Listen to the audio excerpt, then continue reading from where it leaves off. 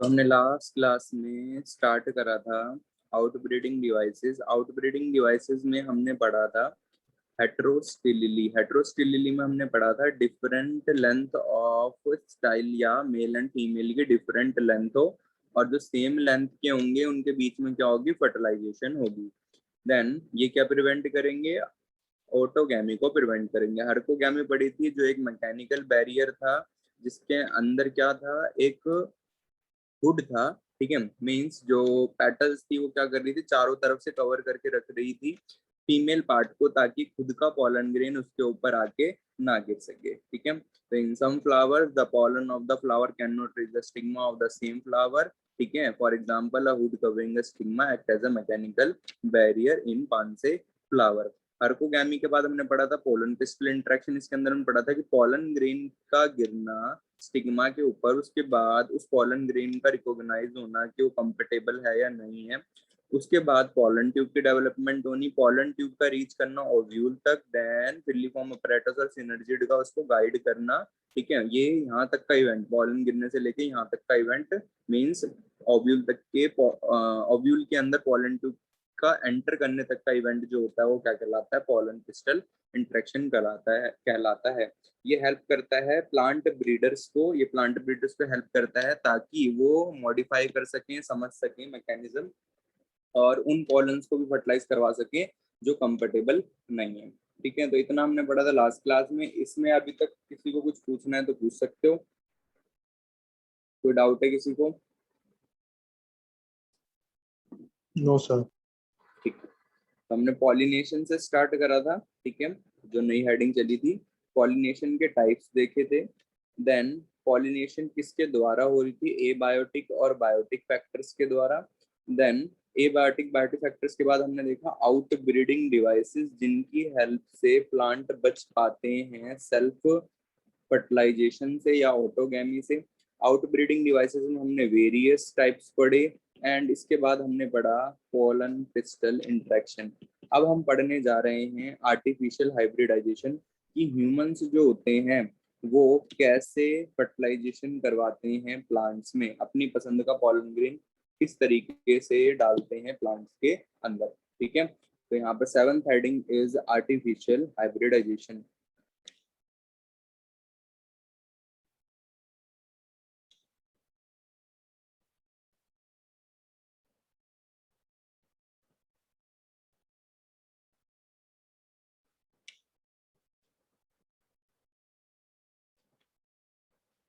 Hybridisation. Sir good evening. भाई artificial hybridization क्या होता है, इसके अंदर ह्यूमंस जो होते हैं वो अपनी पसंद का पॉलन ग्रेन किसी प्लांट के ऊपर डालते हैं, ठीक है। फॉर एग्जांपल एक प्लांट हैगा किसी जगह पे, ठीक है, और उसका ये मेल पार्ट है, उसके बाद ये वो कंप्लीट प्लांट हो गया, पेडिसिल, थैलेमस और रूट्स एक्सेट्रा, ठीक है। ये वो फ्लावर हो गया, और उसके ये रे मेल पार्ट के ऊपर पॉलन ग्रेन होंगे। ये एक दूसरा फ्लावर है जो तुम्हारे घर पे आएगा, एंड इसके ऊपर ये फीमेल पार्ट आएगा, एंड इसका ये मेल पार्ट आएगा। अब तुम्हें क्या करना है, तुम्हें पता है कि ये जो फ्लावर उगता है ये बहुत अच्छा उगता है, इसके ऊपर इंसेक्ट्स इतना अटैक नहीं कर पाते, इसके फ्लावर बहुत बढ़िया होते हैं, सुंदर होते हैं, बड़े बड़े होते हैं। तुमने क्या करना है, तुमको पता है इसके कैरेक्टर्स बहुत अच्छे हैं, मतलब इसके जीन्स बहुत अच्छे हैं, तुम क्या करोगे, इसके पॉलन ग्रेन को उठाओगे और इस फीमेल पार्ट के ऊपर डाल दोगे। पर ये इतना इजी नहीं होता, तुम्हें क्या क्या करना पड़ेगा इससे पहले। सबसे पहले तुम्हें जो सेकंड फ्लावर है, मतलब जो तुम्हारा खुद का फ्लावर है, उसके मेल पार्ट को रिमूव करना होगा, ताकि कोई पॉलन ग्रेन, खुद का पॉलन ग्रेन जाके फीमेल पार्ट पे ना गिर पाए, ठीक है। इस मेथड को कहा जाता है इमैस्कुलेशन। तुम्हें क्या करना है, अपनी पसंद के पॉलन ग्रेन किसी दूसरे फ्लावर पे डालने हैं, अपनी पसंद के फ्लावर पे डालने हैं, ठीक है। और ये कौन कर रहा है, ह्यूमंस कर रहे हैं। और उसके लिए तुम्हें क्या करना पड़ेगा, पहले उस फ्लावर के मेल पार्ट को रिमूव करना होगा जिसके ऊपर तुम पॉलन ग्रेन को डालना चाहते हो, अपनी पसंद के पॉलन ग्रेन को डालना चाहते हो, ठीक है। नेक्स्ट, जब तक तुम उस पॉलन को लेने जाओगे तब तक इसको क्या करना पड़ेगा, तुम्हें कवर करके रखना पड़ेगा। किसकी हेल्प से, पॉलिथीन की हेल्प से, ठीक है, बटर पेपर की हेल्प से, इसे क्या कहा जाएगा, बैगिंग कहा जाएगा। तो दो टर्म बताई मैंने, क्या, इमैस्कुलेशन जिसमें तुम मेल पार्ट को रिमूव कर दोगे, एंड बैगिंग जिसके अंदर तुम फीमेल पार्ट को कवर कर दोगे। अब तुम क्या करोगे, इस मेल पार्ट से कलेक्ट करोगे पॉलन ग्रेन्स, ठीक है, इस मेल पार्ट से कलेक्ट करोगे पॉलन ग्रेन। ये कलेक्ट करे हुए पॉलन ग्रेन तुम यहाँ पर लाके पहले बैग को हटाओगे एंड इस फीमेल पार्ट के ऊपर लाके क्या कर दोगे, डस्ट कर दोगे, गिरा दोगे। अब यहाँ पर क्या हुआ, तुम्हारी पसंद के पॉलन ग्रेन से क्या हो गई, फर्टिलाइजेशन होगी। पर यहाँ पर एक चीज बात और ध्यान रखनी वाली होती है कि दोनों के दोनों सेम स्पीसीज से बिलोंग करेंगे, ठीक है, या तो क्लोजली रिलेटेड स्पीसीज होंगे या सेम स्पीसीज से बिलोंग करेंगे। ये नहीं कि किसी और प्रजाति के फ्लावर को तुम किसी और प्रजाति के फ्लावर से फर्टिलाइजेशन करवा रहे हो, किसी और स्पीसीज को किसी और स्पीसीज से फर्टिलाइजेशन करवा रहे हो, ऐसा नहीं होगा। सिर्फ सेम स्पीसीज के बीच में या क्लोजली रिलेटेड स्पीसीज के बीच में फर्टिलाइजेशन होगी। किसी को कुछ पूछना है, स्पीकर ऑन करा किसी ने शायद? Yes sir. देव बोलो। कंट्रोल्ड पॉलिनेशन और आर्टिफिशियल हाइब्रिडाइजेशन में हाँ देखो, मतलब कंट्रोल पॉलिनेशन, देखो जितनी भी हमने यहाँ पर ये स्टेप्स बोले, ठीक है, जितने भी हमने यहाँ पे स्टेप्स बोले, ये सब क्या थे, ये सब थे आर्टिफिशियल हाइब्रिडाइजेशन के स्टेप। पर अगर मैं सिर्फ इतना बोलूं कि ह्यूमंस वाला जो पार्ट है, मतलब यहाँ से पॉलन ग्रेन को कलेक्ट करना और इस पॉलन ग्रेन को उठा के इसके ऊपर डाल देना, दूसरे फ्लावर के ऊपर डाल देना। अब वो पसंद का पॉलन ग्रेन भी हो सकता है, नापसंद का भी हो सकता है, ठीक है, या तुम्हारे ऊपर पॉलन ग्रेन चिपका हो और तुम किसी फ्लावर के आसपास खड़े हो और उसके ऊपर गिर गया हो, तो वो क्या कहलाएगा, कंट्रोल्ड पॉलिनेशन कहलाएगा। मतलब उसमें तुम्हारी पसंद हो भी सकती है उस पॉलन ग्रेन की, मतलब वो पॉलन ग्रेन तुम्हारी पसंद का हो भी सकता है, नहीं भी हो सकता। बस एक टर्म दे दी गई है कि अगर ह्यूमंस के द्वारा पॉलिनेशन होगा, ह्यूमंस अगर पॉलिनेशन करवाएंगे तो उसे क्या कहा जाएगा, कंट्रोल्ड पॉलिनेशन कहा जाएगा। आर्टिफिशियल हाइब्रिडेशन क्या होगा कि ह्यूमंस पॉलिनेशन तो करवा रहे हैं पर अपनी पसंद का पॉलन ग्रेन डाल रहे हैं इसी पसंद अपनी पसंद के फ्लावर पे, ताकि उनको अपनी पसंद का कैरेक्टरिस्टिक मिल सके किसके अंदर, जो फ्लावर उगेगा। मतलब वो जब फर्टिलाइजेशन होगी तो फ्रूट उगेगा, फ्लावर जो भी नया सीड बनेगा उससे एक नया फ्लावर उगेगा, तो उसके अंदर अपनी पसंद के कैरेक्टरिस्टिक मिल सके। तो आर्टिफिशियल हाइब्रिडेशन क्यों करवाई जाती है, एक पॉलिनेशन ह्यूमन अपनी पसंद से करवाएंगे, दूसरा जो प्लांट उगेगा फर्टिलाइजेशन के बाद उसके अंदर वो कैरेक्टर होंगे जो हम चाहते थे प्लांट के अंदर। अब कंट्रोल्ड पॉलिनेशन में क्या होगा, ह्यूमंस पॉलिनेशन करवा रहे हैं, ठीक है, अब वो चाहे पसंद का पॉलन ग्रेन हो चाहे नापसंद का पॉलन ग्रेन हो, पर अगर ह्यूमन ने करवाया है तो उसे क्या कहा जाएगा, कंट्रोल्ड पॉलिनेशन कहा जाएगा। दोनों रिलेटेड है एक दूसरे से, बस थोड़ी बहुत डिफरेंस है दोनों के अंदर। समझ में आई बात? Yes sir. सर ठीक है, आर्टिफिशियल हाइब्रिडाइजेशन में जो मेल पार्ट होता है उसको कट कर देते हैं, हाँ अभी वही करूंगा, देखो हेडिंग्स देखो और इसकी एक बार। कंट्रोल्ड पॉलिनेशन में नहीं करते। नहीं नहीं, उसके अंदर ऐसी कोई उसमें सिर्फ एक लाइन को बोला गया है, मतलब मान लो इसके एक स्टेप को बोला गया है, आर्टिफिशियल हाइब्रिडाइजेशन के सिर्फ एक स्टेप को बोला गया है, पॉलन ग्रेन्स को उठा के ह्यूमंस द्वारा डालना, मतलब pollination by humans is known as controlled pollination. पर इसके अंदर हम वेरियस स्टेप्स को फॉलो कर रहे हैं, अगर तुम नोटिस करो इसके अंदर हम वेरियस स्टेप्स को फॉलो कर रहे हैं, मेल पार्ट को रिमूव करना, फीमेल पार्ट को कवर करना, ठीक है, तो ये सब क्या आएंगे, वेरियस स्टेप्स हैं, और लास्ट में हम पॉलन ग्रेन को उठा के डाल रहे हैं, तो मीन्स उसके सिर्फ एक सिंगल स्टेप को कंट्रोल्ड पॉलिनेशन कहा गया है, ठीक है। तो यहाँ पर हमें पहले लिख दूं स्टेटमेंट, उसके बाद दोबारा इसके बाद इसी स्टेटमेंट को लिखते लिखते इसमें एक लाइन जो होगी उसको बताऊंगा कि इसी को क्या कहा जाता है, कंट्रोल पॉलिनेशन कहा जाता है, मतलब सिर्फ इसके एक स्टेप को कंट्रोल पॉलिनेशन कहा जाता है। तो क्या होता है आर्टिफिशियल हाइब्रिडाइजेशन, ये होता है it is a type of fertilization.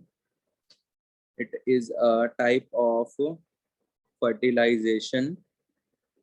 Fertilization का दूसरा नाम क्या होता है, क्रॉसिंग, ठीक है। तो जब भी तुम वर्ड सुनो क्रॉसिंग, ठीक है, अब जैसे मैं तुमसे कुछ टर्म पूछता हूँ क्रॉसिंग से मतलब, क्रॉसिंग का मतलब क्या होगा पहले ये बताओ, क्रॉसिंग का मतलब fertilization. Fertilization in plants, plants में वर्ड यूज किया जाता है क्रॉस। अब मान लो तुमसे वर्ड पूछ रहा हूँ, बताओ सेल्फ क्रॉस का मतलब क्या होगा,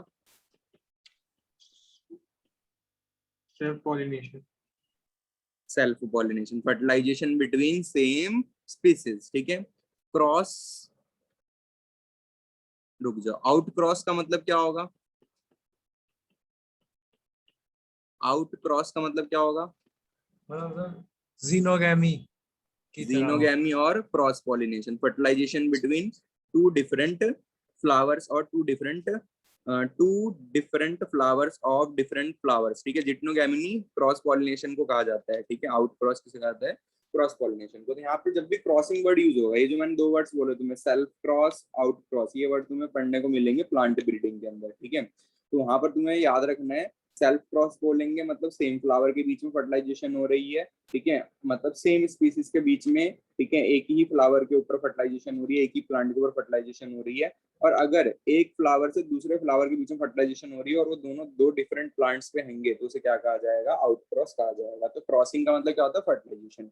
it is a type of fertilization, एक टाइप का फर्टिलाइजेशन होता है जो कौन करवाता है? बाय ह्यूमंस, जो करवाते हैं ह्यूमंस इन प्लांट्स, जो करवाते हैं ह्यूमंस प्लांट्स के अंदर, ठीक है। इसमें क्या होता है? सबसे पहले 2 डिफरेंट प्लांट्स होते हैं, ठीक है। तो इसमें क्या होता है? In this two different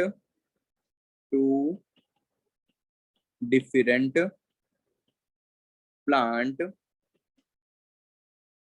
having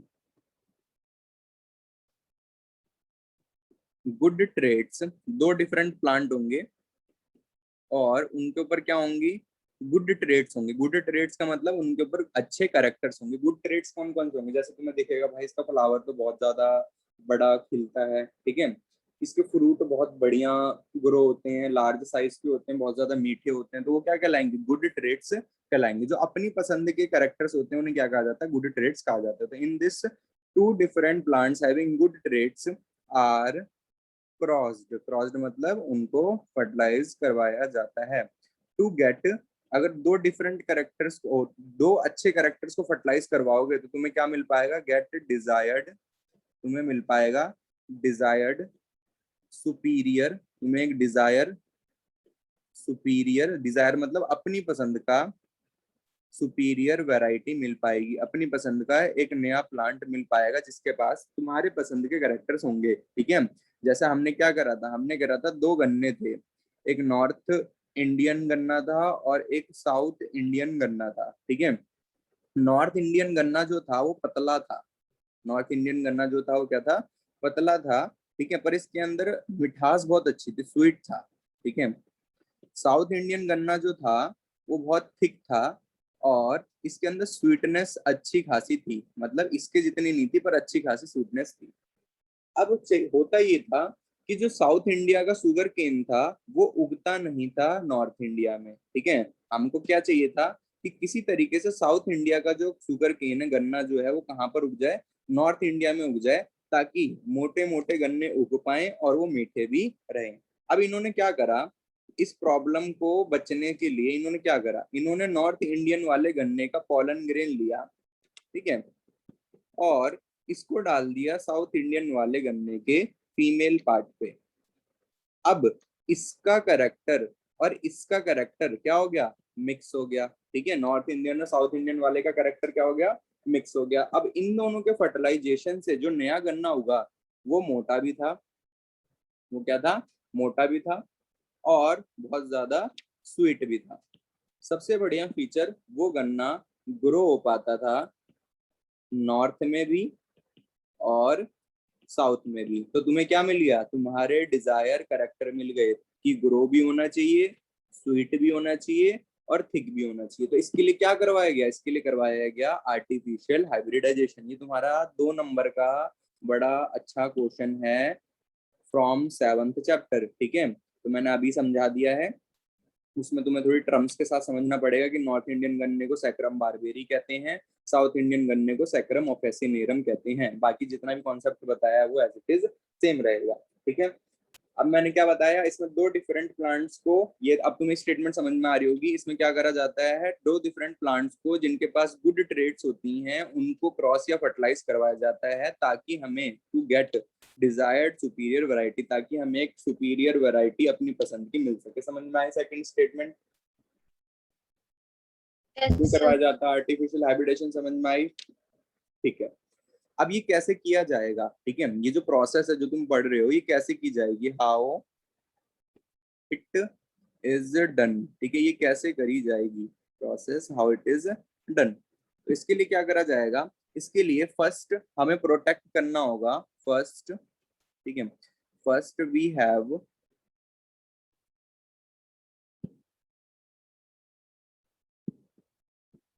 तो सबसे पहले हमें प्रोटेक्ट करना होगा, first we have to protect, we have to protect stigma.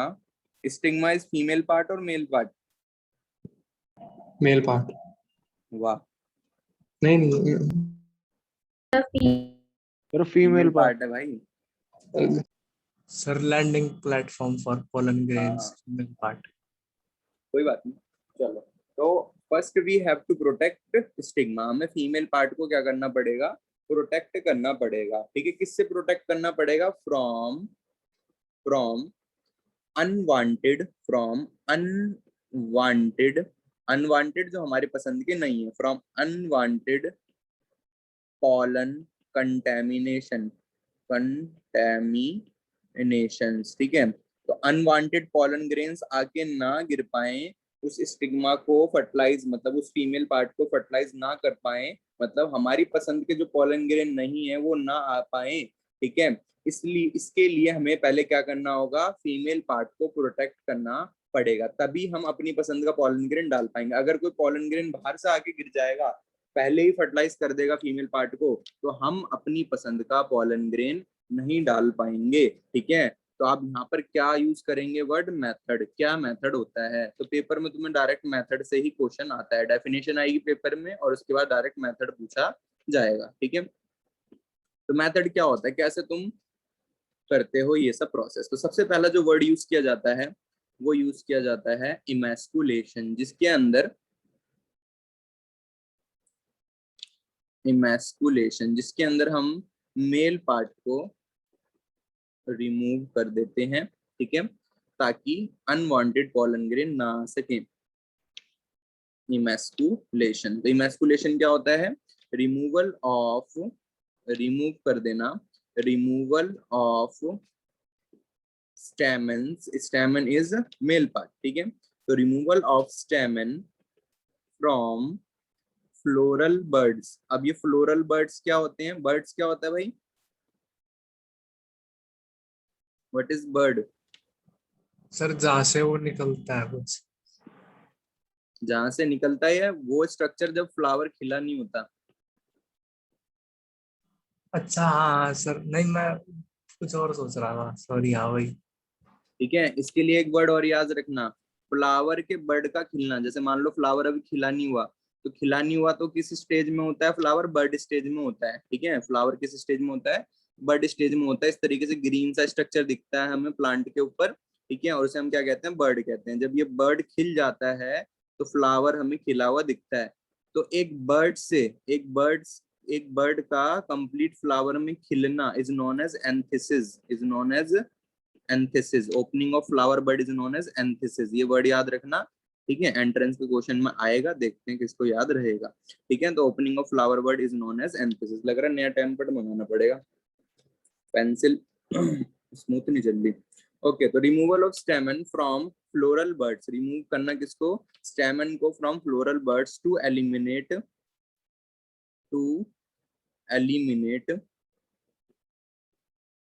Chances of या टू एलिमिनेट सेल्फ फर्टिलाइजेशन या सेल्फ पॉलिनेशन। ठीक है, तो इमैस्कुलेशन क्यों किया जाता है, ताकि खुद का पॉलन ग्रेन आके ना गिर सके। पर क्या वो फीमेल पार्ट अब प्रोटेक्टेड हो चुका पूरी तरीके से, बताना। क्या बाहर से पॉलन ग्रेन आके गिर नहीं सकते, बोलो भाई। Yes, sir. तो उसके लिए तुम्हें क्या करना पड़ेगा, उसको कवर करना पड़ेगा। और उस मेथड को क्या कहा जाता है, बैगिंग कहा जाता है। उस मेथड को क्या कहा जाता है, बैगिंग। तो जब फीमेल पार्ट को तुम किसी पॉलिथीन बैग से या किसी अदर प्रोटेक्टिव चीज से उसको कवर कर दो चारों तरफ से, और उसके ऊपर कोई पॉलन ग्रेन आके ना गिर पाए, तो इस मेथड को कहा जाता है बैगिंग। तो बैगिंग बहुत सिंपल वर्ड है, it is covering of, it is covering of flower, it is covering of flower by butter paper. तो फ्लावर को तुम कवर कर रहे हो बाय बटर पेपर। ये बटर पेपर वही होता है जब बेकिंग करनी होती है तो बेकिंग ट्रे पे बिछाया जाता है ताकि जो बिस्किट है वो जले ना। या सबसे बढ़िया, एक बटर को जब तुम खोलते हो तो उसके ऊपर एक कागज लगा हुआ होता है, उसे बटर पेपर कहा जाता है। ठीक है, तो उसको वो हीट करोगे तो जलता नहीं है जल्दी। हीट मतलब बिना आग वाली, ठीक है, जिसमें फ्लेम्स ना हो। पॉलीथीन बैग, तो इन सब चीजों से कवर किया जाता है। बटर पेपर इतना इस्तेमाल नहीं होता, पॉलीथीन बैग ही ज्यादातर इस्तेमाल होता है। तो आर्टिफिशियल हाइब्रिडेशन में क्या समझ में आया? ये एक टाइप का फर्टिलाइजेशन होता है जो ह्यूमंस के द्वारा किया जाता है। ये क्यों किया जाता है? ताकि दो गुड ट्रेड्स को आपस में फर्टिलाइजेशन करवाई जा सके और खुद की पसंद का एक नया प्लांट या नई वैरायटी मिल सके। कैसे करा जाएगा? हमें फीमेल पार्ट को प्रोटेक्ट करना पड़ेगा। फीमेल पार्ट को प्रोटेक्ट कैसे करना पड़ता है? पहले खुद के पॉलन ग्रेन से बचाओ बाय इमेस्कुलेशन, फिर बाहर के पॉलन ग्रेन से बचाओ बाय बैगिंग। समझ में आया इमेस्कुलेशन और बैगिंग? बताओ Yes, sir. Dev. Yes sir. बाकी बच्चे भाई बताओ, नहीं समझ में आया? नहीं आया? यस सर, डायग्राम आगे। देखो। ओके चलो अब डायग्राम देखते हैं और उसके बाद आगे बढ़ते हैं।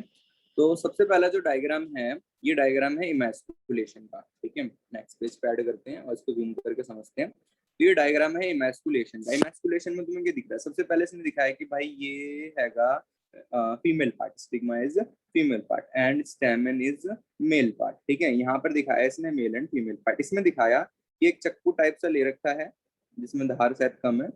उसके बाद इसने मेल पार्ट को उड़ा दिया। यहाँ पर मेल पार्ट दिख रहा है? नहीं दिख रहा। एक चक्कू लिया या कैंची ली, मेल पार्ट को क्या कर दिया? उड़ा दिया। मेल पार्ट दिख रहा है? बीच वाले डायग्राम में क्या मेल पार्ट दिख रहा है? No, sir. नहीं दिख रहा। ठीक है, तो यहाँ पर मेल पार्ट को क्या कर दिया गया? मेल पार्ट को सेफली रिमूव कर दिया गया। मेल पार्ट को सेफली रिमूव कर दिया गया। तो मेल पार्ट को रिमूव करने की प्रोसेस को क्या कहा जाता है? इमेस्कुलेशन कहा जाता है। तो होप से तुम्हें इमेस्कुलेशन वर्ड समझ में आ गया होगा कि एक फ्लावर से मेल पार्ट को रिमूव कर देना ताकि वो सेल्फ फर्टिलाइजेशन ना कर सके, इस प्रोसेस को इमेस्कुलेशन कहा जाता है।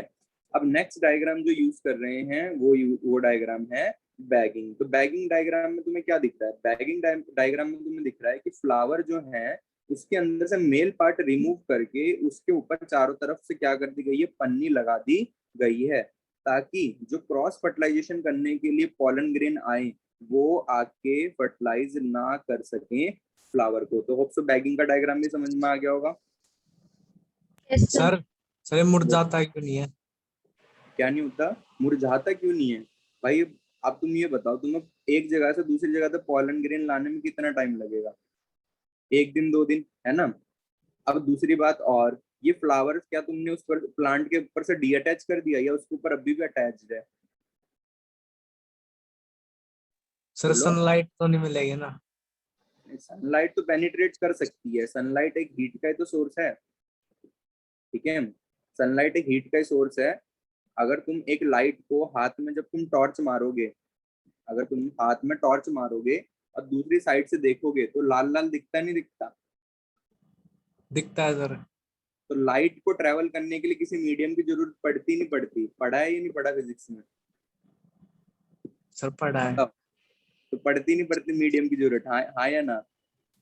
सर नहीं। और एयर को? सर हाँ, मतलब वही तो मैं कह रहा था, ऑक्सीजन वगैरह तो नहीं जाएगा ना? तो यहाँ पर ऑक्सीजन भाई देखो, अगर तुम्हें याद हो, ऑक्सीजन आने का जो जगह होती है, वाटर आने की जो जगह होती है, वो क्या क्या होती है? पत्ता एक जगह होती है जहां से CO2 आता है प्लांट के अंदर। ऑक्सीजन की नीड नहीं होती प्लांट को इतनी। CO2 आता है प्लांट के अंदर कहाँ से? स्टोमेटा से। स्टोमेटा कहाँ पर होते हैं? लीव्स पे। ये बात क्लियर हो गई? ठीक है, अब प्लांट को ग्रो करने के लिए, प्लांट को जिंदा रहने के लिए दूसरी चीज की जरूरत है जिसका नाम है वाटर। जिसका नाम क्या है? वाटर। वाटर मिलता है प्लांट को फ्रॉम रूट से। ये बात क्लियर हो गई? ठीक है, सर तीसरी चीज प्लांट को चाहिए फोटोसिंथेसिस के लिए लाइट। लाइट को कोई मीडियम की जरूरत नहीं पड़ती। क्या प्लांट जिंदा रह पाएगा? बताओ। समझ में आई नहीं बात? फोटोसिंथेसिस होगी नहीं होगी? देखो CO2 मिल गया लीफ से, लीव्स को तो तुमने कवर करा नहीं, सच बात है। तो रूट से मिल गया वाटर, रूट्स को तुमने कवर करा नहीं, ठीक है। सनलाइट को किसी चीज से पास होने के लिए मीडियम की जरूरत नहीं पड़ती, तो यहाँ पर तुमने कोई भी ऐसा चीज करी जिससे प्लांट मर जाए या फ्लावर मर जाए? नहीं सर। तो फिर समझ में आया? Yes sir. चलो ठीक है भाई।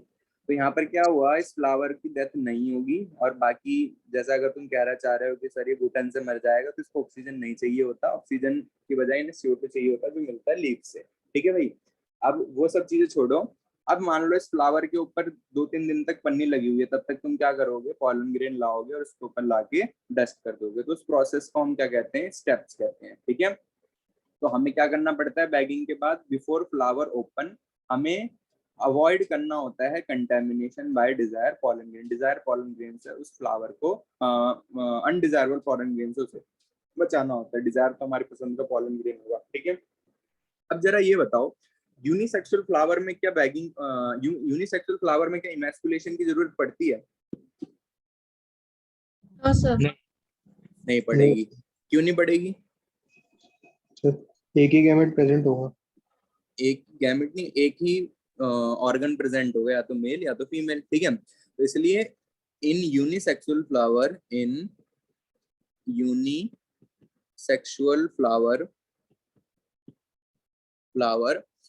इमैस्कुलेशन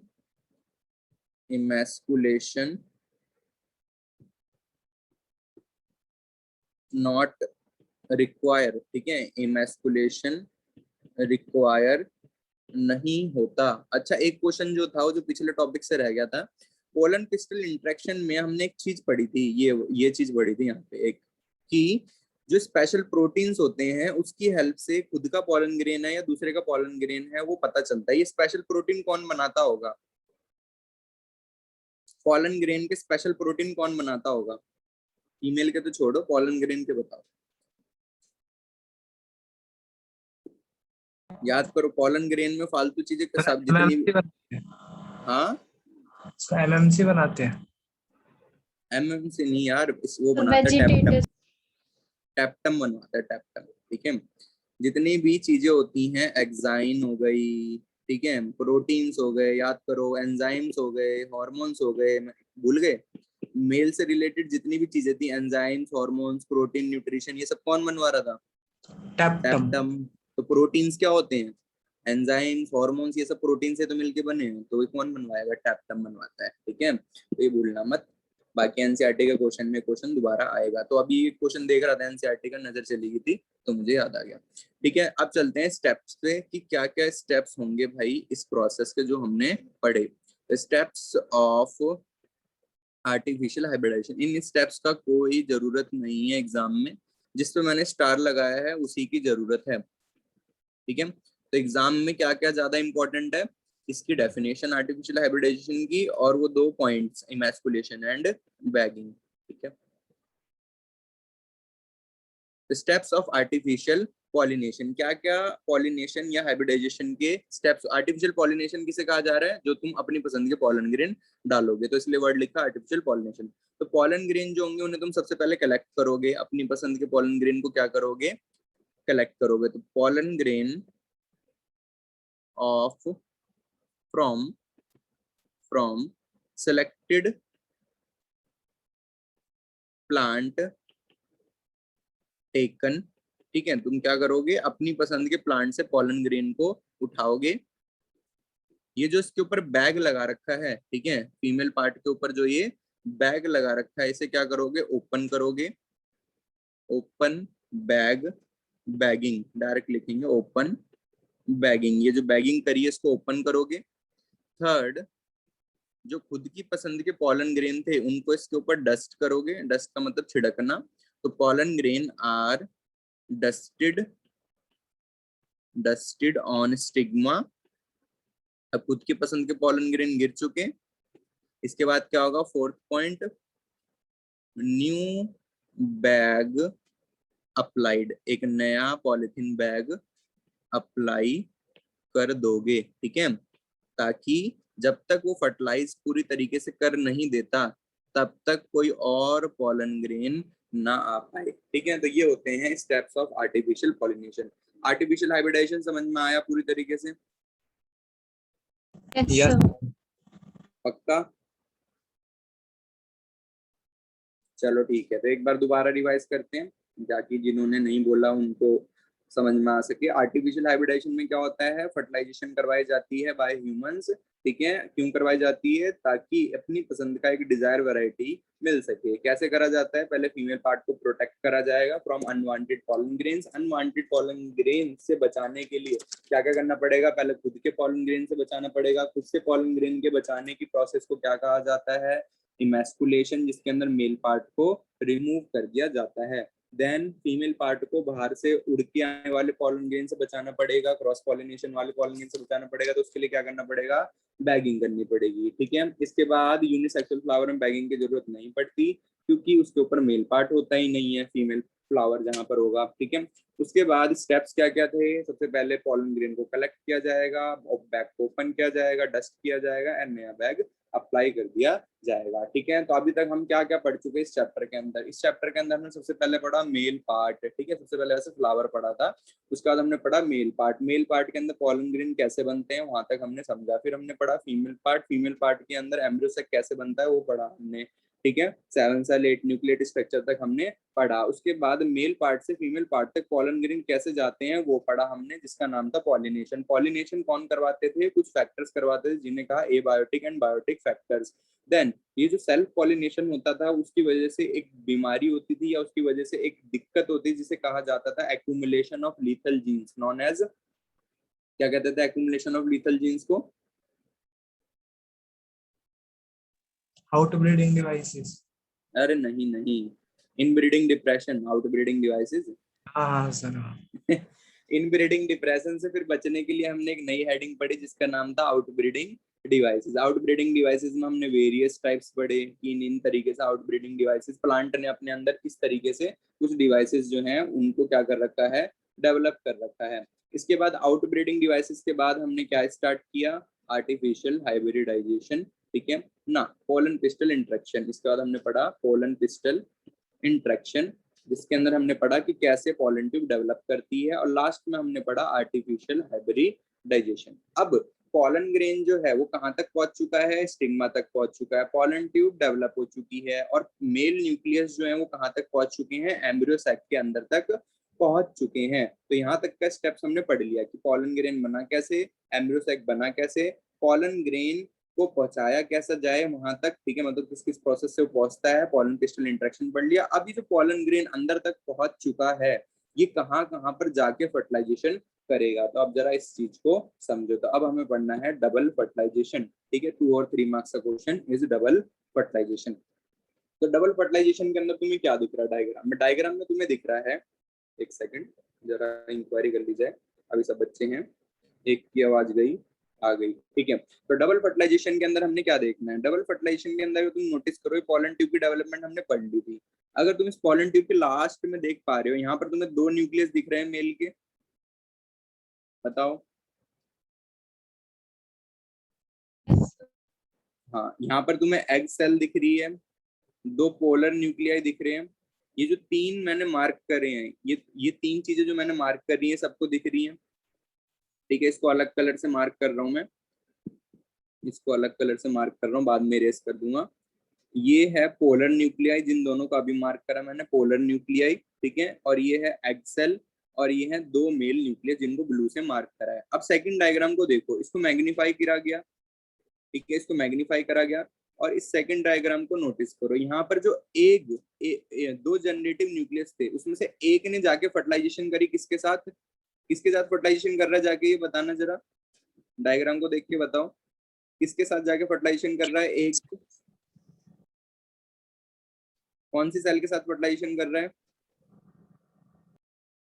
बताओ भाई, कोई भी बताओ, देव, श्रिता, आदित्य, अथर्व। जो मेल गैमेट है, याद करो 2 मेल न्यूक्लियाई, किस किस सेल ने बनाई है 2 मेल न्यूक्लियाई? कौन सी सेल ने बनाई है 2 मेल न्यूक्लियाई? सर आप नीचे वाला पूछ रहे हो या ऊपर वाला पूछ रहे हो? भाई पॉलन ट्यूब के अंदर जो ये 2 मेल न्यूक्लियस हैं, पॉलन ट्यूब के अंदर दो दो मेल न्यूक्लियस जो है कि किस सेल से मिलके, कौन सी सेल के डिवीजन से मिलके बने? जनरेटिव। जनरेटिव सेल से। किससे बने? जनरेटिव सेल से। बाकी बच्चों के बात क्लियर है या नहीं है बताओ? वेजिटेटिव और जनरेटिव सेल से क्या बनता है, ये बात क्लियर है या नहीं है बताओ? Yes, sir. क्लियर है? आदित्य, अथर्व, रिदम, ठीक है भाई। अब यहाँ पर देखो, ये जो एक मेल गैमेट है, ये जो सिंगल मेल गैमेट है, यहाँ पर नीचे वाले की बात जो हो रही है, 1 2 भी दे देता हूँ चलो। ये जो यहाँ पर नीचे वाला मेल गैमेट है 1 और 2, पॉलन ट्यूब के अंदर दो मेल गैमेट है ये, जो किससे बने? जनरेटिव सेल से। ये एक नंबर 1 जो है वो किससे जाके फर्टिलाइजेशन कर रहा है? Sir, excel. एग सेल से कर रहा है फर्टिलाइजेशन। अब जरा बताओ, जो नंबर 1 है वो हैप्लॉइड है या डिप्लॉइड है? यहाँ पर जो ये मेल गैमेट तुम्हें दिख रहे हैं दोनों, ये हैप्लॉइड है या डिप्लॉइड है? Sir, pollen haploid. हैप्लॉइड है। पॉलन ग्रेन कैसा होता है, हैप्लॉइड और डिप्लॉइड? हैप्लॉइड। हैप्लॉइड होता है। तो पॉलन ग्रेन के अंदर जो उसके न्यूक्लियस होते हैं, वेजिटेटिव और जनरेटिव, ठीक है, ये दोनों के दोनों भी कैसे होते हैं? हैप्लॉइड होते हैं। तो जनरेटिव से दो फर्दर जो दो न्यूक्लियस बनते हैं, जो इसके अंदर तुम्हें यहाँ देखने को मिल रहे हैं, ये भी कैसे होते हैं? हैप्लॉइड होते हैं, ठीक है, याद रखना ये बात। तो ये कैसे होते हैं? हैप्लॉइड होते हैं। अब जरा बताओ, ये जो एक्स सेल है ये हैप्लॉइड पड़ी थी या डिप्लॉइड पड़ी थी बताओ? एक्स सेल जो है ये हैप्लॉइड पड़ी थी या डिप्लॉइड पड़ी थी? इस पूरे एम्ब्रियो सेक के अंदर सारी सेल्स जो होती हैं वो हैप्लॉइड होती हैं, डिप्लॉइड होती हैं? 7 सेल 8 न्यूक्लियेट स्ट्रक्चर क्या पढ़ा था हमने? मेगास्पोर मदर सेल मियोसिस करके बनाती है 4 मेगास्पोर। 3 मेगास्पोर डीजनरेट कर जाते हैं, एक मेगास्पोर जिंदा रहता है जिसे कहा जाता है मोनोस्पोरिक डेवलपमेंट, और वो आगे करता है फ्री न्यूक्लियर डिवीजन। अगर ये मियोसिस से बना है तो ये हैप्लॉइड होगा या डिप्लॉइड होगा? बताओ भाई, आंसर नहीं दे रहे, तुम्हें समझ में नहीं आ रहा है क्या कॉन्सेप्ट? Sir, confusion हो रही हेड होएगा। चलो भाई, देखो मैंने 2 क्वेश्चन पूछे हैं यहाँ पे, पहले इन 2 डाउट को क्लियर करेंगे, उसके बाद ही तुम्हें समझ में आता है। हाँ ठीक है, हैप्लॉइड हो, बात ठीक है। 2 क्वेश्चन पूछे मैंने यहाँ पे। क्या? सबसे पहला क्वेश्चन, जो 2 मेल न्यूक्लियाई होते हैं, 2 मेल न्यूक्लियाई होते हैं, वो हैप्लॉइड होते हैं या डिप्लॉइड होते हैं? ठीक है, एम्ब्रियो सैक जो होता है वो हैप्लॉइड होता है या डिप्लॉइड होता है? ठीक है, मेगास्पोर मदर सेल जो होती है वो हैप्लॉइड होती है या डिप्लॉइड होती है? मोनोस्पोर जो होता है वो हैप्लॉइड होता है या डिप्लॉइड होता है? बताओ। 2 मेल न्यूक्लियाई किससे मिलके बने हैं? Generative cell. जनरेटिव सेल से। अब ये एक पॉलन ग्रेन था, इस पॉलन ग्रेन के अंदर 2 सेल थी, एक जनरेटिव और एक वेजिटेटिव। जनरेटिव जो थी, पूरा पॉलन ग्रेन कैसा था? हैप्लॉइड था। क्यों हैप्लॉइड था पॉलन ग्रेन? बिकॉज ये बना था माइक्रोस्पोर मदर सेल से, और माइक्रोस्पोर मदर सेल होती है डिप्लॉइड, और ये बना था bye the process of meiosis. तो मियोसिस से जो भी सेल बनेगी वो कैसी होती है? हैप्लॉइड होती है, ठीक है। इस जनरेटिव सेल ने bye the process of mitosis 2 mail nucleus बनाए, और ये जो दोनों मेल न्यूक्लियस होंगे कैसे होंगे? हैप्लॉइड एंड हैप्लॉइड होंगे। तो ये 2 मेल न्यूक्लियस हैप्लॉइड होते हैं। पहला क्लियर हुआ नहीं हुआ बताओ? Yes, sir. पहला पॉइंट क्लियर है? अथर्व, आदित्य बताओ सब। Yes sir. क्लियर है, चलो सेकंड पॉइंट पे आते हैं। एम्ब्रियो सैक जो है वो कैसे बना था? मेगास्पोर मदर सेल थी, मेगास्पोर मदर सेल ने 4 मेगास्पोर बनाए थे by the process of meiosis, capital M for meiosis, small M for mitosis, जिसमें से 3 डीजनरेट हो गए थे, एक बचा था जिंदा, ठीक है। और ये जो बना था मियोसिस से, कैसा था? हैप्लॉइड था, ठीक है। अब इसने फ्री न्यूक्लियर डिवीजन करी और बनाया 7 cell 8 nucleate structure of embryo sac, जिसके अंदर 3 सेल ऊपर थी जिसे कहा गया एंटीपोडल्स, 3 सेल नीचे थी जिसमें 2 थी सिनर्जिड और एक थी एक्सेल, और 2 न्यूक्लियस थे सेंटर में। और हर न्यूक्लियस जो था वो माइटोसिस डिवीजन से बना था, जिस वजह से सारे के सारे न्यूक्लियस कैसे थे? हैप्लॉइड थे। तो यहाँ पर सेकंड क्वेश्चन है, एम्ब्रियो सैक हैप्लॉइड है या नहीं है? बताओ। सर हैप्लॉइड है। हैप्लॉइड है, क्यों? क्योंकि ये मेगास्पोर मदर सेल से बना है मियोसिस करके, ठीक है। मेगास्पोर से, मेगास्पोर मदर सेल से मेगास्पोर बना बाय मियोसिस, और यहाँ पर जो सिंगल मेगास्पोर था इसने फ्री न्यूक्लियर डिवीजन करके बनाया एक एम्ब्रियो सैक। और ये जो एम्ब्रियो सैक होता है इसके अंदर सारी की सारी सेल्स होती हैं हैप्लॉइड, ठीक है। ये कॉन्सेप्ट याद अगर नहीं है तो दोबारा रिवाइज करना, याद आ जाएगा। ठीक है, तो एम्ब्रियो सैक के अंदर हर सेल कैसी होती है, हैप्लॉइड होती है। तो यहाँ पर अगर मैं एम्ब्रियो सैक की जगह यहाँ पर अगर एक्स सेल भी लिख दूं, एम्ब्रियो सैक की अगर एक्स सेल भी लिख दूं, तो एक एग सेल भी एम्ब्रियो सैक की कैसी होती है, हैप्लॉइड होती है। ठीक है, अगर नहीं याद तो एक बार दिखा देते हैं कि ऐसा कुछ पढ़ा था या नहीं पढ़ा था। स्क्रीन शेयर शायद रुक गया होगा, नहीं रुका, तो एक बार जरा दिखा देते हैं फीमेल पार्ट में, क्योंकि ऐसे समझाने कोई फायदा है नहीं अगर याद ही नहीं है। यहाँ पर अगर तुम्हें याद हो, अगर ये वाला कॉन्सेप्ट तुम्हें याद हो, क्या हो रहा था, सारी की सारी सेल्स हैप्लॉइड बन रही, सारे के सारे न्यूक्लियस हैप्लॉइड थे या नहीं थे। देखो मोनोस्पोर जो था उसने एफएनडी करी, एफएनडी किसके सिमिलर होती है, माइटोसिस के, तो दोनों न्यूक्लियस कैसे थे, हैप्लॉइड थे।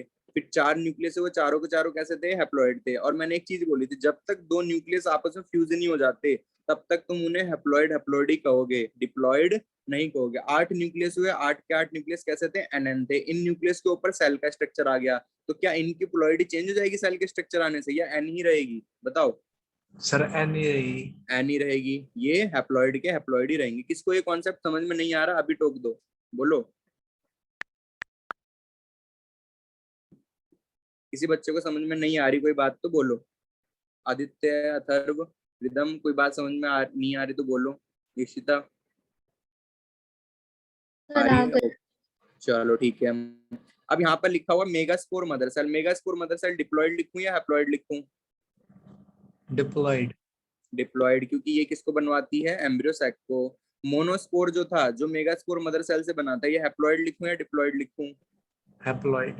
हैप्लॉइड लिखूंगा। ठीक है, तो अब यहाँ पर तुम्हें ये चीज तो क्लियर हो गई कि कौन हैप्लॉइड है और कौन डिप्लॉइड है। ये बहुत इंपॉर्टेंट है, हैप्लॉइड डिप्लॉइड समझना।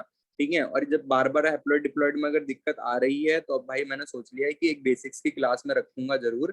ठीक है, वीकेंड में, जिसको ज्वाइन करना हो ज्वाइन करना। ठीक है, बेसिक्स जिसे समझना हो।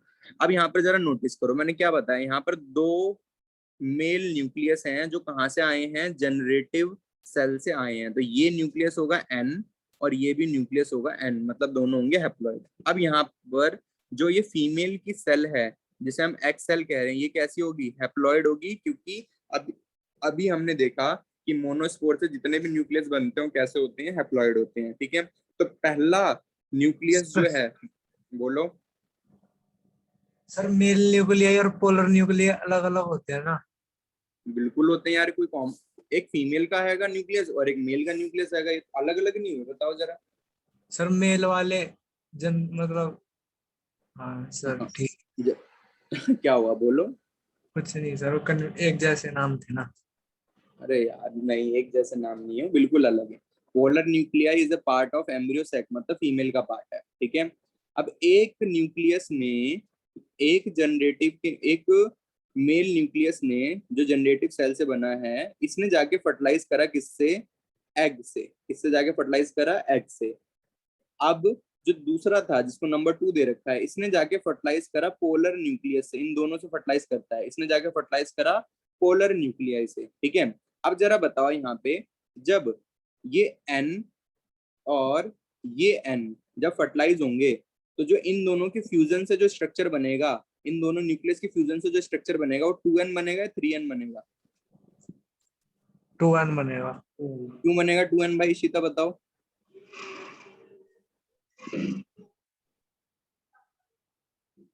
यहाँ पर 2n स्ट्रक्चर क्यों बनेगा, वाई, ये दोनों जब फर्टिलाइज होंगे तो 2n स्ट्रक्चर क्यों बनेगा, सामने ये आंसर तुम्हारे, वैसे आंसर ठीक है कि 2n बनेगा, पर क्यों बनेगा, सर डिप्लॉयड हो।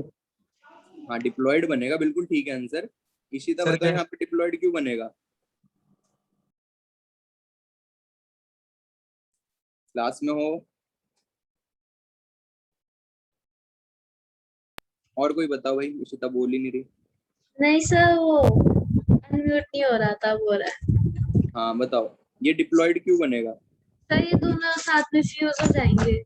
हाँ, और डिप्लॉयड क्यों होगा, क्योंकि ये हैप्लॉयड है और ये भी हैप्लॉयड है। जब एन एन आपस में फ्यूज होगा तो क्या बनेगा, 2n बनेगा। तो यहाँ पर एक 2n स्ट्रक्चर बनता है। तो एक एग सेल और एक मेल न्यूक्लियस जब आपस में फ्यूज होता है तो इसे कहा जाता है सिनगैमी, इसे कहा जाता है सिनगैमी। और सिनगैमी के बाद जो यहाँ पे स्ट्रक्चर बनता है उसे कहा जाता है जाइगोट। और जाइगोट जो होता है वो होता है 2n और डिप्लॉइड। क्या होता है? डिप्लॉइड। तो पहला फर्टिलाइजेशन समझ में आया, फर्स्ट यस सर। फर्टिलाइजेशन समझ में आया, ठीक है। अभी फर्स्ट फर्टिलाइजेशन समझिए तुमने, डबल नहीं समझी। दूसरा जो न्यूक्लियस होता है नंबर 2 न्यूक्लियस, ये जाके फ्यूज करता है पोलर न्यूक्लियाई से। ये जाके फ्यूज करता है किससे? पोलर न्यूक्लियाई से। अब इन दोनों की फर्टिलाइजेशन से, नंबर 2 की और पोलर न्यूक्लियाई की फर्टिलाइजेशन से कितने प्लॉइडी का स्ट्रक्चर बनेगा बताओ? ये एन है, ये एन है, और ये एन तो है ही, मेल वाला एन है ही। तो ट्रिप्लॉइड। इनकी फ्यूजन डिप्लॉइड या ट्रिप्लॉइड या हैप्लॉइड? ट्रिप्लॉइड। ट्रिप्लॉइड। बाकी बताओ सही कह रहा है या नहीं कह रहा? Answer yes. ठीक है देव का? बोलो भाई, देव का आंसर ठीक है नहीं ठीक है? ट्रिप्लॉइड बनेगा नहीं बनेगा?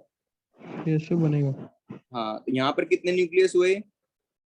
2 न्यूक्लियस। एक साथ कितने न्यूक्लियस हुए? 2 न्यूक्लियस। ये तीसरा न्यूक्लियस आ गया। अब यहाँ पर ये जो फ्यूजन होती है, इस फ्यूजन को कहा जाता है ट्रिपल फ्यूजन। क्या कहा जाता है?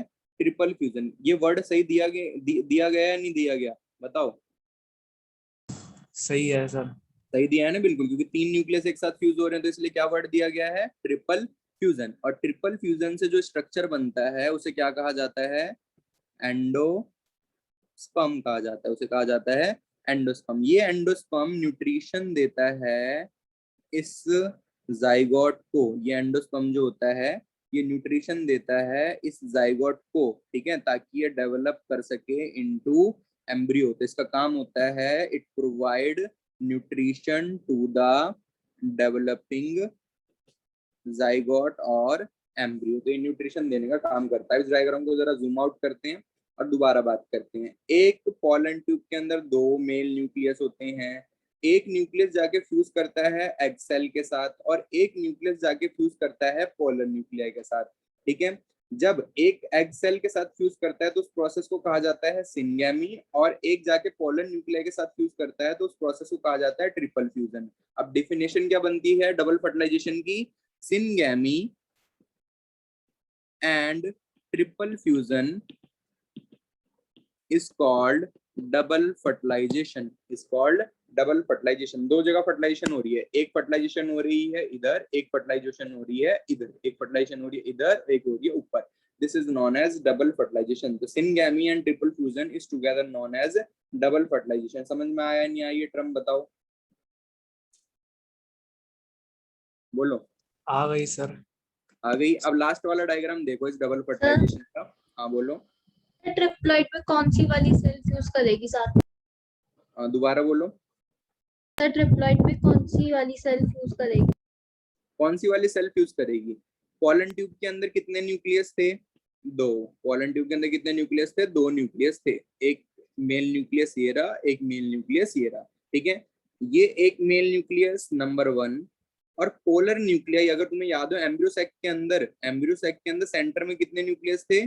2 न्यूक्लियस थे, ठीक है। वो नंबर 1 एंड नंबर 2, इसको नंबर 1 नंबर 2 नहीं दे रहा, नंबर 2 एंड नंबर 3, ये तीनों आपस में फ्यूज होते हैं। ये तीनों आपस में फ्यूज होते हैं, और इन तीनों की आपस में फ्यूजन क्या कहलाती है? ट्रिपल फ्यूजन कहलाती है। समझ में आया बताओ? Yes sir. हाँ, तो इन तीनों के आपस में फ्यूजन ट्रिपल फ्यूजन कहलाता है। अब थर्ड डायग्राम देखो क्या दिखा रखा है। जब एक मेल न्यूक्लियस फ्यूज हुआ तो उसने बनाया डिप्लॉइड जाइगोट, और जब इन तीनों ने फ्यूजन करी तो इन्होंने बनाया ट्रिप्लॉइड एंडोस्पर्म। समझ में आई बात या नहीं आई बताओ? सबको आगे समझ में?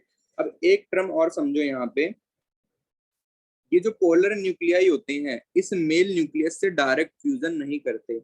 याद रखना, ये जो पोलर न्यूक्लियाई होते हैं इस मेल न्यूक्लियस से डायरेक्ट फ्यूजन नहीं करते। सबसे पहले ये दोनों के दोनों पोलर न्यूक्लियाई, ये दोनों के दोनों पोलर न्यूक्लियाई आपस में फ्यूज करते हैं और बनाते हैं 2n nucleus. This is known as secondary nucleus. इसे कहा जाता है सेकेंडरी न्यूक्लियस। सेकेंडरी न्यूक्लियस मतलब ये दोनों आपस में फ्यूज हो गए। अब ये सेकेंडरी न्यूक्लियस जाके फ्यूज करता है मेल न्यूक्लियाई से, ठीक है, एंड इसको कहा जाता है ट्रिपल फ्यूजन। तो याद रखना, ट्रिपल फ्यूजन की डेफिनेशन में तुम्हें लिखा हुआ मिलेगा, जब मैं अभी दिखाऊंगा तो उसमें तुम्हें लिखा हुआ मिलेगा fusion of secondary nucleus with male nucleus is known as triple fusion, ठीक है।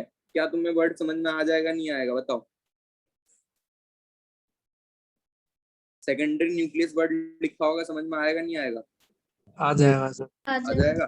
चलो ठीक है भाई, देखते हैं अब जरा स्टेटमेंट्स लिखते हैं इसकी। तो ये भाई तुम्हारे पेपर के लिए 3 मार्क्स का टॉपिक है, इम्पोर्टेंट है तुम्हारे पेपर के लिए, इसको मैं लिख दे रहा हूँ और इसको याद कर लेना। यहाँ तक जितना भी अभी तक करवाया है मैंने इस चैप्टर में, ठीक है, बहुत ज्यादा इंपॉर्टेंट चीजें हो चुकी हैं, अब तक रह रही हैं कई चीजें पर काफी इंपॉर्टेंट चीजें हो चुकी हैं, तो इन चीजों को पढ़ लेना। नेक्स्ट क्लास में तुमसे क्वेश्चन पूछे जाएंगे। अभी तक मुझे कुछ बच्चों ने आंसर नहीं दिए हैं, मतलब जो मैंने क्वेश्चन लिख के भेजे थे उसके आंसर मेरे पास नहीं रिप्लाई करे हैं, तो भाई इतना आलस मत करो, ठीक है, क्वेश्चन रिप्लाई करो ताकि मुझे पता चल सके तुम्हारी परफॉर्मेंस कैसी चल रही है, ठीक है। और परफॉर्मेंस बेकार देते जाओगे तो वही परफॉर्मेंस तुम्हारे घर पे जाएगी रिपोर्ट कि हाँ भाई तुम्हारा बच्चा इस तरीके से पढ़ रहा है, तो इसलिए परफॉर्मेंस अच्छी रख के चलो। डबल फर्टिलाइजेशन, हाँ कल चैप्टर 1 की बैकअप होगी, तो भाई मैं टाइम बता दूंगा, जिसको जिसको पढ़ना हो बता देना। इशिता और अथर्व इन दो, ये दो तो पढ़ रहे हैं, बाकी कोई और इंटरेस्टेड तो बता देना। डबल फर्टिलाइजेशन, तो double fertilization is important topic, star लगा दिया जाए, 3 स्टार। क्या क्या होता है डबल फर्टिलाइजेशन में, तो स्टेटमेंट्स लिखना स्टार्ट करेंगे। On reaching synergists, on reaching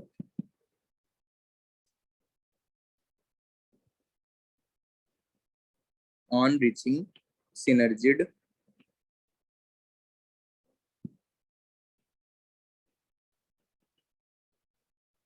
pollen tube, कहाँ तक पहुंचने के बाद, सिनर्जिड तक पहुंचने के बाद पॉलन ट्यूब जो होती है वो रिलीज कर देती है, pollen tube release male nuclei, male nuclei, ठीक है, वो जो 2 मेल न्यूक्लियस होती हैं उन्हें क्या कर देती है पॉलन ट्यूब रिलीज कर देती है, ठीक है, इनसाइड द एम्ब्रियो सैक, ठीक है। सर बोलो भाई। सर डबल फर्टिलाइजेशन सर हमेशा होता है फिर मतलब रेयर चांस होता है?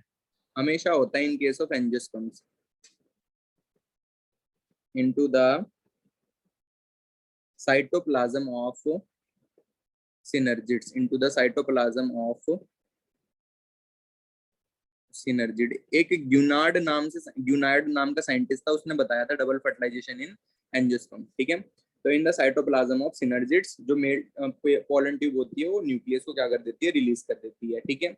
अब इसके बाद क्या होता है, वन न्यूक्लियस जो होता है, one male nucleus, one male nucleus nuclei fuses with, किसके साथ फ्यूज करता है सबसे पहले बताओ, सेल। एग सेल से। Fuses with egg cell, egg cell, एक जाके फ्यूज करता है विद एग सेल, ठीक है। एंड फॉर्म, यहाँ पर क्या देखने को मिलता है, एंड फॉर्म जाइगोट, और क्या देखने को मिलता है हमें यहाँ पे, जाइगोट।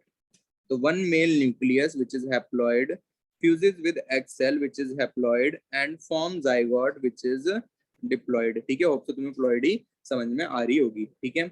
नेक्स्ट, इसके बाद क्या होता है, जो सेकंड न्यूक्लियस होता है वो फ्यूज करता है, सेकंड न्यूक्लियस या वन सेकंड न्यूक्लियस ही लिखते हैं, second nucleus, second male nucleus, mail nucleus fuses with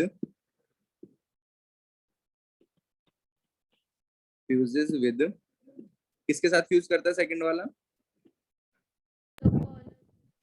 polar nuclei. ना गलत, अभी एक वर्ड बताया था मैंने, भूल गए? सर नहीं याद है, वो दिमाग में नहीं आ रहा वैसे। कोई नहीं, फ्यूजेस विद सेकेंडरी न्यूक्लियस, ठीक है, fuses with secondary nucleus, secondary nucleus किसे कहा जाता है, ब्रैकेट में लिख देता हूं, जब 2 पोलर न्यूक्लियर आपस में फ्यूज हो जाते हैं, ठीक है। फ्यूज्ड पोलर न्यूक्लियाई, ठीक है, fused polar nuclei is called secondary nucleus. तो second male nucleus fuse with secondary second male nucleus fuses with secondary nucleus, ठीक है, या डायरेक्ट पोलर न्यूक्लियर लिखोगे कोई इशू नहीं है, पर मेरे हिसाब से एक्यूरेट सेकेंडरी न्यूक्लियस होता है जो एग्जामिनर देखने को मांगता है। और ये क्या फॉर्म करेगा यहाँ पे, एंड फॉर्म, बढ़िया, एंड फॉर्म एंडोस्पर्म। तो यहाँ पर हमें देखने को मिलेगी फॉर्मेशन ऑफ एंडोस्पर्म। अब यहाँ पर जो ये वन मेल न्यूक्लियस था ये था हैप्लॉइड, ठीक है, एंड यहाँ पर जो सेकेंडरी न्यूक्लियस था ये था डिप्लॉइड। तो यहाँ पर जो एंडोस्पर्म बनेगा ये बनेगा ट्रिप्लॉइड, ठीक है। तो यहाँ पर क्या बोला, one male nucleus fuses with egg cell form zygote, ठीक है, and the second male nucleus fuses with secondary nucleus form endosperm, ठीक है। This is called triple fusion, and ऊपर वाले को क्या कहा जाता था, सिनगैमी, ठीक है। तो फर्स्ट जो हमने पढ़ी उसे हमने क्या कहा था, सिनगैमी फॉर्म जाइगोट, एंड इसे लिखेंगे कॉल्ड सिनगैमी। तो यहाँ पर जो प्रोसेस हुई इसे क्या कहा जाएगा, कॉल्ड सिनगैमी। इस प्रोसेस को कहा जाएगा सिनगैमी, ठीक है, एंड इस प्रोसेस को कहा जाएगा form endosperm, and it is called triple fusion. इसको कहा जाएगा triple fusion, it is called triple fusion, and syngamy plus triple fusion is together known as double fertilization. तब यहाँ पे स्टेटमेंट आएगी, syngamy and triple fusion is together called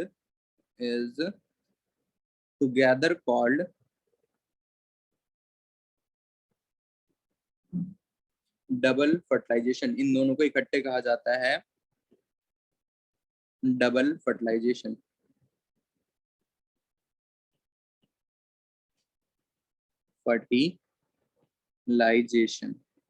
ठीक है, it is together known as double fertilization. क्या कोई point है जो समझ में ना आया हो?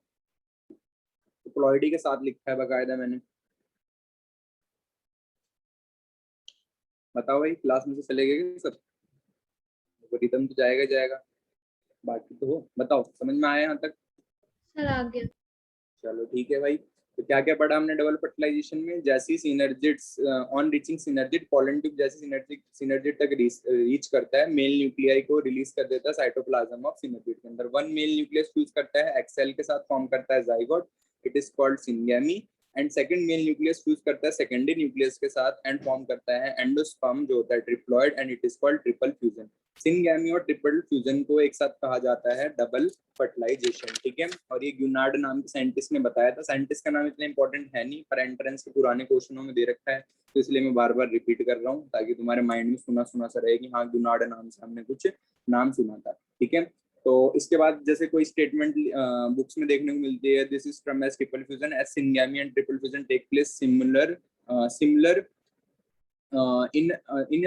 Similarly in a single embryo site, it is term as double fertilization. ऐसे करके स्टेटमेंट लिखी रहती है, उस स्टेटमेंट को इग्नोर करना। The central cell after triple fusion form primary endosperm, ठीक है। जो सेंट्रल सेल होती है वो आफ्टर फर्टिलाइजेशन बना लेती है प्राइमरी एंडोस्पर्म। तो जो सबसे पहला बना हुआ एंडोस्पर्म होता है, मतलब यहाँ पर जो तुमने एंडोस्पर्म देखा है, तो ये एंडोस्पर्म अभी बना है, बिल्कुल अभी बना है। तो सबसे पहली बार जब एंडोस्पर्म बनता है तो उस एंडोस्पर्म को कहा जाता है प्राइमरी एंडोस्पर्म न्यूक्लियस, ठीक है। तो वो वर्ड अभी नहीं, बाद में यूज करेंगे, अभी उसका काम नहीं है। तो अभी तक जितना समझाया है यहाँ पर क्या समझाया है, सिनगैमी और ट्रिपल फ्यूजन क्या होती है, और सिनगैमी और ट्रिपल फ्यूजन को एक साथ क्या कहा जाता है, डबल फर्टिलाइजेशन कहा जाता है। एग्जाम में आएगा, सेम स्टेटमेंट लिखाना एज इट इज, और हो सके तो डायग्राम बना देना, ठीक है। 5 नंबर में आए तो मोस्टली 3 या 2 नंबर में आता है, तो स्टेटमेंट से काम चल जाता है। प्लॉइडी बता दोगे तो ज्यादा इंप्रेशन पड़ता है टीचर पे। तो क्लास में यहाँ पे एंड कर रहा हूँ।